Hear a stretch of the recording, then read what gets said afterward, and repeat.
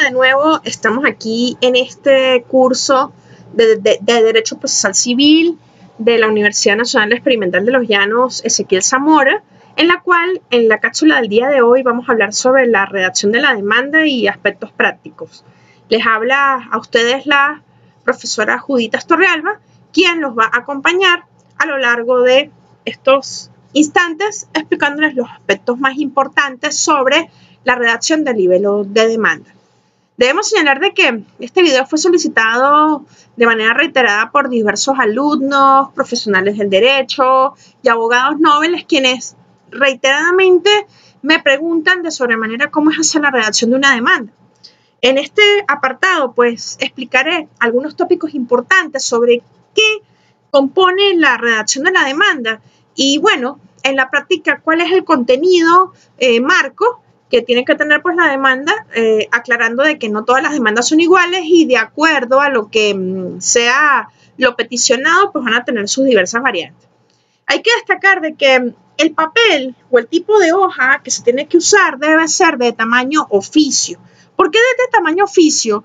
En la práctica pues no existen limitantes en torno al uso de hojas tamaño oficio o no, pero sí se ve en la práctica que como un aspecto de estilo es mucho más elegante el uso de la hoja oficio, aunado que ofrece una mayor economía al momento de establecer cómo es el uso del número de páginas que puede tener pues la demanda. Aunado a eso, el tipo de letra, pues realmente pues las 4 letras más importantes que se pueden usar en la redacción legal de documentos. Podemos encontrar la letra tipo Arial, la letra Times New Roman, la Courier o la Verdad. Básicamente, pues en mi práctica uso mucho la letra Arial porque me gusta por su claridad y porque sencillamente es una letra que se mantiene estándar, no importando el tipo de Microsoft Word que se use y de qué tipo de versión se trate. Aunado a eso, el tipo de letra a usar debe ser tamaño 12 y aunado a ello que la misma sea color negro o gris.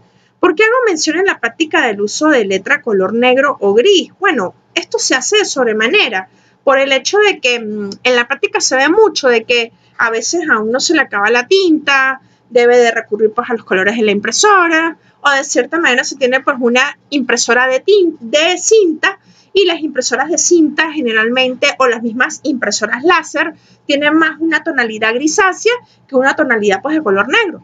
Por eso se hace pues la salvedad de que la impresión sea color negro o gris oscuro. El interlineado, lógicamente se debe establecer el uso de un interlineado de 1.5 líneas. Esto realmente lo tomo mucho para mi práctica porque pues sí, podría usarse pues un interlineado sencillo de 1.15 o hasta uno doble, pero considero que el interlineado sencillo es totalmente justo en su uso, es de bastante manejo y permite que haya pues una lectura bastante clara. Aunado a eso, la impresión debe ser nítida, evita la mala calidad de la impresión o el uso de papel reciclable. ¿Por qué es importante una impresión nítida? Bueno, tenemos que recordar de que en la práctica ese libelo de demanda que presentamos puede ser fotocopiado varias veces. Y el hecho de que tenga pues una buena impresión va a dar una buena calidad de que cuando se reproduzca esta copia fotostática, el mismo sea lo más, digamos, claro posible. Cosa que, aunado a eso, existe pues otra práctica de que no estoy muy de acuerdo, pero sobre todo se ve mucho en materia de demandas incoadas por, digamos, por la defensa pública, que por un tema de economía procesal se está usando mucho el uso de hojas en papel reciclable. Quiero pues entender para aquellos que me están viendo que en Venezuela el uso de papel reciclable consiste en usar hojas que ya de cierta forma ya tienen por un lado de su cara tienen una impresión, inhabilitar esta impresión y lógicamente usar el lado que queda pues en blanco para poder montar un nuevo escrito. En este caso podría ser una demanda. Yo por lo general a efectos de economía procesal sugiero mucho el uso de el folio y el vuelto. Eso significa y imprimir la demanda por ambos lados para poder dar pues una mayor economía procesal y lógicamente dar pues la facilidad de que el documento que se esté leyendo por lado y lado sea pues el mismo y tenga pues una debida pues hilación. Tenemos que señalar que la enumeración del nivel de la demanda también es muy importante destacarlo. ¿Por qué? Porque pues en la práctica la enumeración del nivel nos permite poder establecer una concatenación de lo que compone ese cuerpo libelar. ¿Por qué lo digo? Porque en la práctica tenemos que destacar que muchas veces el libelo pues, de demanda se presenta ante un tribunal distribuidor y el mismo pues va pues, a sorteo hasta que realmente pueda caer en el tribunal que corresponda y muchas veces en este aspecto nos encontramos de que una hoja puede pues extraviarse y el hecho de foliar el libelo de demanda con sus anexos puede pues ayudar a tener una mejor y una mayor facilidad en torno a que si se pierde algo o a que esté pues en un riesgo, pues el mismo aún yendo pues que vaya grapado, porque a veces las grapas no sirven o lo que sea. Esto permite poder dar una debida continuidad pues a la demanda. En lo que corresponde a los aspectos prácticos de la redacción del libelo pues, de demanda, debemos primeramente hablar sobre el encabezado. Hay que destacar que el encabezado partirá según la competencia por la cuantía, territorio que corresponda y seguidamente por el fuero atrayente que lo rija. ¿A qué me refiero con esto? Bueno, no es lo mismo cuando se intenta una demanda ante un tribunal de primera instancia que por cuantía le corresponda o ante un tribunal de municipio. Aunado a eso tenemos que tomar en cuenta pues el territorio, porque no es lo mismo cuando vayamos a incoar una demanda, por decirlo así, en la circunscripción judicial del estado Apure, o en la circunscripción judicial del estado Táchira, o en la circunscripción judicial del estado Miranda.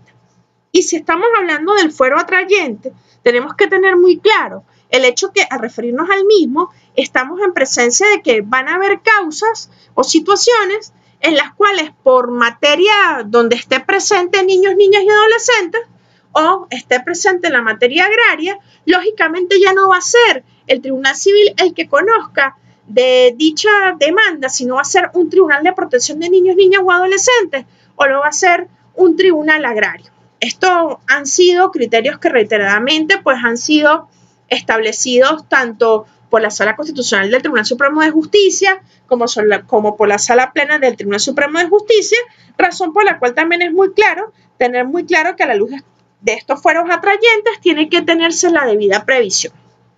Aunado a eso, tenemos que tener muy claro, como se establece cumpliendo con lo señalado pues, en el 340 numeral 1, tenemos que tener el aspecto de que si vamos a hacer este encabezado, podemos hacerlo de manera genérica, señalando ciudadano juez.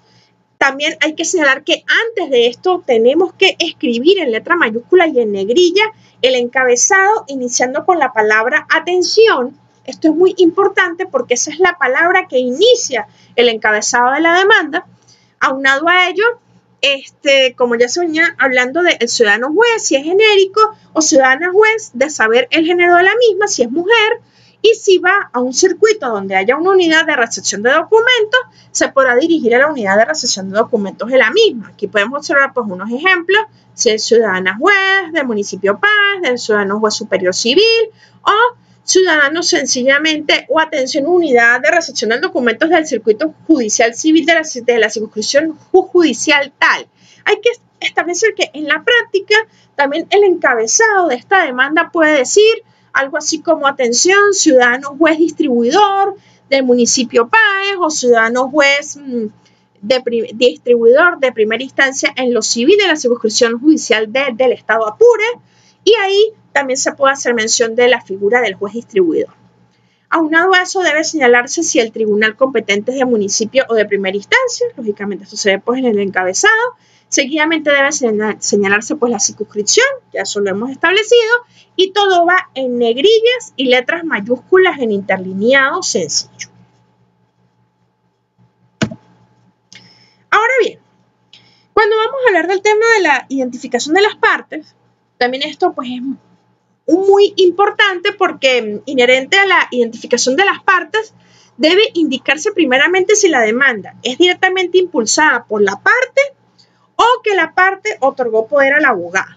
Por ejemplo, en este ejemplo que tenemos aquí, es la misma parte quien hace como tal el impulso de la demanda. Por ejemplo, yo, Pedro José Pérez Sánchez, se colocará el nombre completo de la parte, se va a colocar su nacionalidad, en este caso venezolano, o si fuera pues extranjero, mayor de edad, aunque tenemos que señalar que aunque existe capacidad procesal, a partir de los 14 años, según lo establece la Ley Orgánica para la Protección de Niños, Niñas y Adolescentes, es a partir en la parte civil de los 18 años que se pueden incoar dichas acciones ante estos tribunales competentes.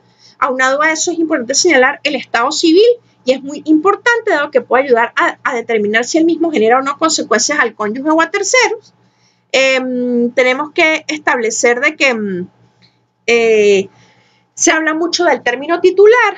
¿Por qué? Porque antiguamente se usaba el término portador, pero como se ha señalado reiteradamente, el término portador va más dirigido como cuando una persona posee un documento de identidad de otro. ¿Eso qué significa? Que yo puedo ser portador de un documento de identidad de mi esposo, de mi hijo, de mi padre, de mi madre, pero el hecho implica es que portador significa que lo porta, que lo tiene en su mano, más no que pertenece a esa persona. Eso, por lo tanto, significa que es mejor hacer uso de la palabra titular, porque la palabra titular puede brindar, de cierta manera, esa certeza, en decir, como con mayor detenimiento, el hecho de que es el titular de ese documento de identidad, en este caso la cédula de identidad, quien está, lógicamente, pues actuando. Aunado a eso, se habla de la profesión u oficio deben incluirse. En la profesión, si la persona tiene pues una carrera técnica o tiene sencillamente una carrera universitaria, señalando si es abogado, si es arquitecto, si es ingeniero, si es médico, en fin, pues la profesión que tenga, de técnico superior en administración y de cierta manera, si no la tiene y lo que tiene es un oficio u ocupación, señalarse el mismo, es sastre, mecánico, en fin, la actividad que use para subsistir. Aunado a eso, también debe de establecerse de que como ya estamos en presencia de una persona que tiene más de 18 años y no presenta incapacidad alguna, pues es civilmente hábil. Y pues en el tema del domicilio, pues realmente en la práctica tengo que señalar de que aunque existen dos formas en poder establecer el mismo, en una se puede colocar el domicilio completo, mientras que en otra no, o sea, en otra solamente lo único que vamos a hacer es señalar como se dice el municipio, como el que vive o en donde vive. A mí me gusta más el hecho de más nada señalar de manera muy genérica el domicilio procesal, que sería el domicilio y el estado en donde vive la persona, y ya es en el petitorio donde se va a colocar realmente toda la dirección del demandante. Aunado a eso, tenemos que establecer de que si estamos en presencia de una persona jurídica, como pueden observar, lógicamente la persona jurídica primeramente se va a identificar la persona natural. ¿A qué me refiero con la identificación de la persona natural? Bueno, en la práctica se observa que ninguna persona jurídica actúa sin la representación o la jefatura de una persona natural. Y es por eso de que lo primero que se hace es identificar al representante legal. Y seguidamente hacer la identificación del representante legal, explicar la condición en que éste actúa, se actúa a secas de representante legal, de presidente, de director u otro. Y aunado a eso, pues se puede hacer la mención del tipo pues, de persona jurídica, si es una sociedad mercantil, por lo menos aquí se habla de Sociedad Mercantil del Sol, Cooperativa del Sol o Fundación del Sol, de acuerdo al tipo de persona jurídica y se señalan sus datos registrales, sean los inscritos en un registro mercantil o sean los inscritos lógicamente en un registro público de acuerdo a la naturaleza, si es una persona jurídica de naturaleza mercantil o una persona jurídica de naturaleza civil. Aunado a eso, si vamos a hacer los aspectos de la identificación del abogado, tenemos que establecer que cuando es la parte quien actúa en su propio nombre, por eso se dice que el abogado lo asiste. ¿Eso qué significa? Que el abogado no está actuando en su propio nombre con un poder, sino que él lógicamente está asistiendo en ese acto a la parte demandante. Por eso la coletilla va a decir, asistido en este acto por el abogado en ejercicio, por ejemplo, en este caso, José Luis Rodríguez Chacón, venezolano mayor de edad. Hay que señalar el término abogado, que es muy importante destacarlo aquí. Aunado a eso, se tiene que colocar los nombres y apellidos completos del abogado, así como sencillamente debe señalarse su número de cédula. En la práctica encontramos mucho de que en las demandas no se observa mucho el uso de que los abogados colocan su número de cédula. Pero tenemos que establecer algo, que el abogado antes de ser abogado es ciudadano, es persona. Y lógicamente que lo puede identificar su número de cédula. Y seguidamente se coloca el aspecto de señalar que está inscrito en el Instituto de Previsión Social del abogado bajo el número, y aquí sale pues el número como tal del abogado. Aunado a eso, tenemos que señalar que hay que establecer si en el caso contrario es el abogado quien actúa por poder. Eso también es muy importante destacar. Si el abogado es el que actúa por poder, se hace la identificación totalmente del abogado. ¿Qué significa eso? Se va a identificar con su nombre, con su apellido, su número de impreabogado, y va a colocar esta coletilla. Se hiere en la coletilla actuando en nombre y en representación de, puede ser en este caso una persona natural, Pedro José Pérez Sánchez, y establece todo y se identifica pues a la parte, o en caso dado que él esté actuando en nombre de una sociedad mercantil, se va a colocar sencillamente los datos de la sociedad mercantil. El poder especial dado para introducir la demanda con el abogado debe ser autenticado y tener en el mismo la potestad de actuar en la sede jurisdiccional incoando la demanda. Hay que destacar que existe una práctica errónea en considerar en que yo puedo presentar una demanda como apoderado solamente con un poder apudacta. Y eso es totalmente falso. El poder apudacta solamente se puede obtener después que la demanda ha sido presentada ante el tribunal. ¿Qué significa esto? Que el actor deberá, si no ha dado poder autenticado al abogado, ir en su propio nombre e incoar la demanda. Si por caso contrario, el abogado es el que va a ir en su propio nombre, va a tener que tener un poder autenticado y cumplir con el requisito que está establecido en el artículo 340, numeral 8 del Código de Procedimiento Civil. Aunado a eso, tenemos que hablar del objeto de la pretensión de la demanda. Se debe señalar de que hay que establecer de qué se trata pues la demanda. Si es un divorcio, si es un cumplimiento de contrato, si es una demanda por responsabilidad extracontractual por indemnización de daños y perjuicios, en fin. Se tiene que hacer uso de una coletilla que diga ante usted muy respetuosamente ocurro presentando demanda por, divorcio, por indemnización, en los siguientes términos, ¿ok? Tenemos que decir de qué se trata pues la demanda. Hay que destacar que sencillamente que al ser el objeto la demanda, un bien inmueble o un objeto o un aspecto que deba ser identificable, el mismo debe ser explicado cabalmente con sus datos registrales. Si es un carro, con sus datos de su certificado de registro pues, de vehículo, en fin. Pero, por ejemplo, fíjense en este ejemplo. Ante usted muy respetuosamente ocurre presentando demanda por nulidad de venta de una vivienda tipo casa ubicada en la cual consta de tal cosa, o sea, se hace una descripción, inscrita en el registro público bajo el número tal, tomo tal, de fecha tal. Al tratarse de demandas de partición de bienes hereditarios o gananciales, se sugiere establecer en la demanda un apartado donde se enumeren con todos sus datos los bienes. Esto es muy importante señalarlo, porque si estamos hablando de una demanda de partición de bienes, se sugiere establecer en la demanda un apartado donde se enumeren con todos los datos los bienes. Pero ya, esto sí, vamos a hablar de muchos bienes, porque tampoco puede ser el aspecto que en el encabezado de la demanda tú vas a mencionar todos los bienes. Para eso muchas veces se sugiere que se cree un apartado, un inciso, donde se establezca de los bienes objeto de la pretensión de esta demanda. Sobre los aspectos prácticos de la redacción de la demanda vamos a hablar de la relación de los hechos. Hay que destacar que el libelo de demanda debe separarse por incisos.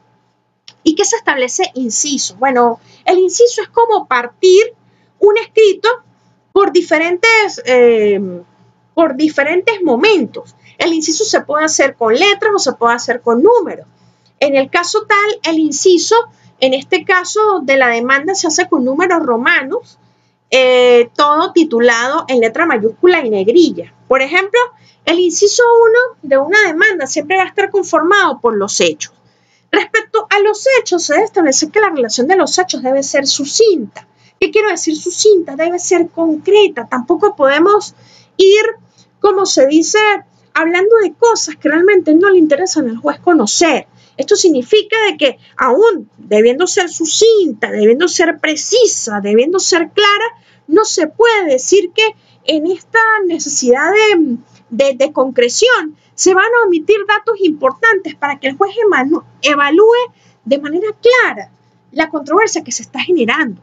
Hay que destacar de que sencillamente en esto el abogado debe tener una capacidad de redacción bastante importante, porque pues en la misma va a explicar como en una historia lo que él quiere buscar obtener de la respectiva demanda o qué hechos fueron los que originaron la misma. La redacción de los hechos dependerá de quien presente la demanda. ¿Por qué? Porque si en la redacción nos encontramos que es la misma parte asistida de abogado quien es el que presenta la demanda se redactará pues en primera persona. Pero si por el contrario es el abogado apoderado el que actuando con este poder autenticado otorgado por la parte, él mismo la redactará en tercera persona. Hay que destacar en los aspectos prácticos de la redacción del libelo de la demanda que también tenemos que hablar de un segundo inciso, que es el derecho. Hay que destacar que respecto a estos incisos como el derecho, no podemos olvidar de que encontramos de que en Venezuela estamos en presencia de que primero en el capítulo del derecho debemos señalar los artículos de la Constitución. No podemos dejar de lado, por ejemplo, hacer mención del bloque de la constitucionalidad del proceso, entendiendo, por ejemplo, al artículo 26, que nos habla sobre el acceso a la justicia, el artículo 49, que nos habla del debido proceso, que lo tenemos aquí tenemos el 26, aquí tenemos el 49, y lógicamente el 257. ¿Por qué? Porque este bloque constitucional es muy importante señalarlo pues, en la demanda, porque es ese marco normativo que va a dar garantía pues, en el proceso. Aunado a eso, siguiendo con estos aspectos prácticos de la redacción de la demanda, no podemos dejar de lado de que, siguiendo los criterios de la teoría pura del derecho de Kelsen, donde nos habla de la jerarquía normativa, ya habiendo enunciado en la parte de los fundamentos del derecho de la Constitución, debemos seguidamente mencionar a la legislación. Debe hacerse por medio de un orden jerárquico. Primero se van a mencionar los códigos, las leyes orgánicas, hasta finalmente llegar a la jurisprudencia. Sobre otras leyes especiales, debemos señalar que por sus características, cada una se va a depender del objeto pues, de la pretensión, porque aquí podemos señalar leyes de naturaleza especial, si es una naturaleza arrendaticia, de naturaleza, por ejemplo, mercantil. Depende del tipo de objeto de la demanda, se van a incluir otras leyes aparte de las del Código Civil o las del Código de Procedimiento Civil, que en el Código de Procedimiento Civil, al estar en presencia de un procedimiento civil ordinario, nos vamos conforme al artículo 339 y el artículo 340. Sobre todo, en el caso de la doctrina, la misma también puede ser usada cuando haya que hacer énfasis sobre un tópico que necesita clarificar un concepto. Esto pues en la práctica se puede presentar cuando, digamos, son ciertos aspectos de la demanda que se van a discutir y que sin lugar a dudas pueden conllevar al hecho de que torne necesario hacer uso de la doctrina para poder tener una mayor fundamentación. Aunado a eso, respecto al tema de la jurisprudencia, encontramos el hecho de que pueden ser decisiones emanadas del Tribunal Supremo de Justicia, juzgados superiores regionales, pero que tengan vinculación directa con el tema.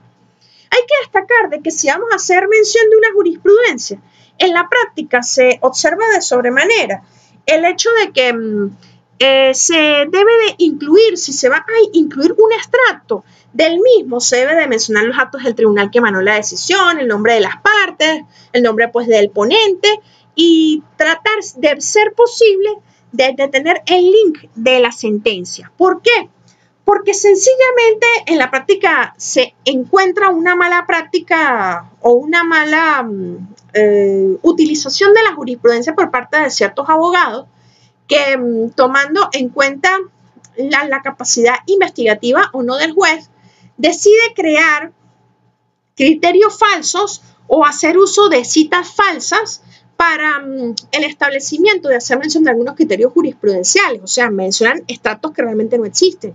Y esto realmente se convierte pues en algo tan poco ético, no solo desde la parte del juez, sino también desde la parte contraria que se está viendo fundamentada su pretensión con criterios que son totalmente falsos. Por eso se sugiere el hecho del uso de la jurisprudencia, pero el uso realmente señalando pues un link para que se pueda, como se dice, verificar la debida fuente sobre esta decisión. Otro aspecto que es importante señalar es el hecho de cuáles son los instrumentos que pueden fundamentar la pretensión.